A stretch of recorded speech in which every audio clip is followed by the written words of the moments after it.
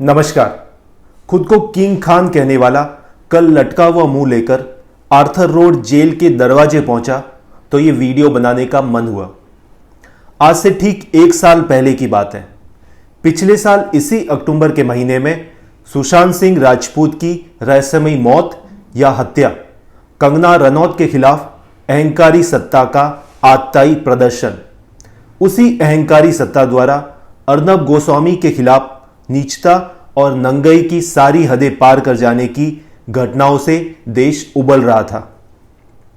देश के आक्रोश की उस आग में महाराष्ट्र सरकार की नाक के नीचे पालघर में हुई निर्दोष साधुओं की निर्मम हत्या घी डाल रही थी। उस समय बड़ी संख्या में सोशल मीडिया में यह सवाल पूछे जा रहे थे कि केंद्र सरकार क्या कर रही है, प्रधानमंत्री और गृह मंत्री चुप क्यों हैं। उस समय मैं यही कहता था कि धैर्य रखिए, लेकिन आज उन सवालों का उत्तर मेरे पास है। उन्हें आज इस वीडियो में मैं बताने जा रहा हूं।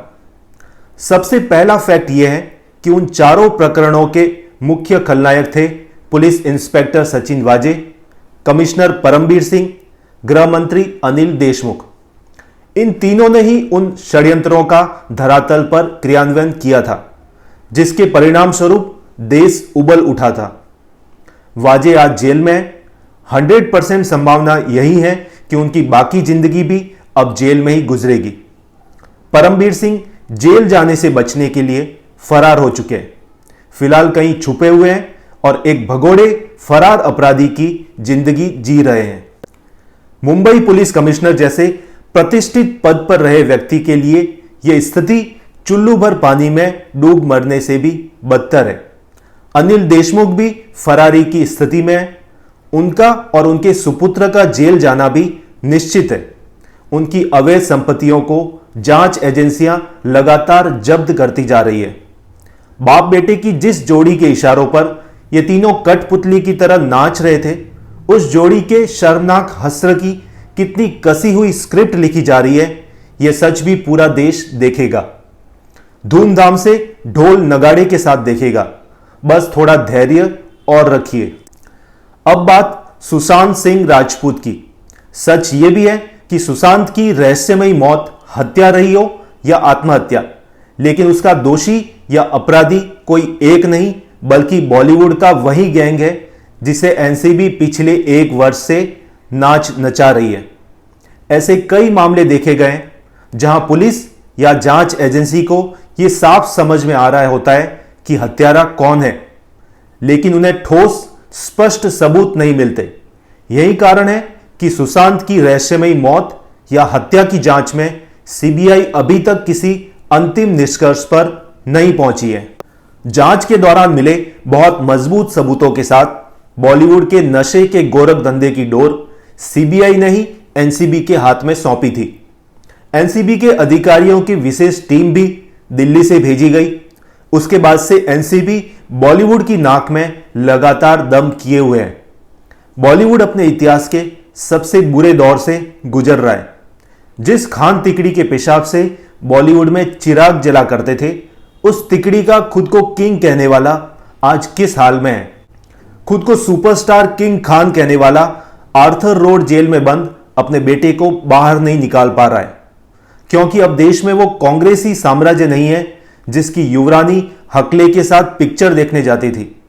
अखबारों में पहले पन्ने पर वो फोटो छपती थी। नशे का गोरख धंधा तो तब भी था, बहुत पहले से बॉलीवुड की नशों में दौड़ रहा था, लेकिन गिरफ्तारी तो छोड़िए, कभी पूछताछ तक नहीं होती थी इन सरगनाओं से। डर का माहौल है, डर का माहौल है, चिल्लाने वाला कांग्रेसी टूल किट का मास्टरमाइंड तिकड़ी का दूसरा सरगना बोना खान आज वास्तव में सहमा हुआ है, वास्तव में डरा हुआ है। जनता के प्रचंड क्रोध का बुलडोजर उसके धंधे पर जिस तरह चल रहा है, उसे देखकर बोना खान हिल चुका है। उसे अपनी तबाही सामने दिखाई दे रही है। यही कारण है कि अब असली डर से सामना होने के बावजूद बोना खान डर का माहौल है, डर का माहौल है नहीं चिल्ला रहा है। मेरी बीवी देश छोड़कर भाग जाएगी, यह प्लान भी देश को नहीं बता रहा है। तीसरे सरगना बॉडम खान के नशे के धंधे की जहरीली जड़ों पर एनसीबी तेजाब डाल चुकी है। जनाने जौहर समेत लंबी सूची है। बॉलीवुड के उन लोगों की जिनके प्राण एनसीबी की कार्रवाई से कंठ तक आकर अटक चुके हैं। इसका कारण भी समझ लीजिए। भूसे के ढेर में सुई ढूंढने की तरह सुशांत सिंह राजपूत की रहस्यमयी हत्या या आत्महत्या का ठोस सुराग ढूंढ रही सीबीआई को यह उम्मीद है कि एनसीबी की कार्रवाई के दौरान वो सुराग या वो सबूत उनके हाथ लग सकता है जिसकी उसे तलाश है, क्योंकि सुशांत की मौत की कहानी में ड्रग्स का एंगल बहुत इंपॉर्टेंट है। इसलिए मैं साल भर पहले भी उतावला नहीं था और आज भी नहीं हूं, क्योंकि उन लोगों पर मुझे विश्वास है जिनकी यह जिम्मेदारी है कि पापियों को दंड मिले। मुझे विश्वास है कबीर के इस दोहे पर, धीरे धीरे रे मना धीरे सब कुछ होए, माली सींचे 100 घड़ा ऋतु आए फल होए। अभी के लिए बस इतना ही।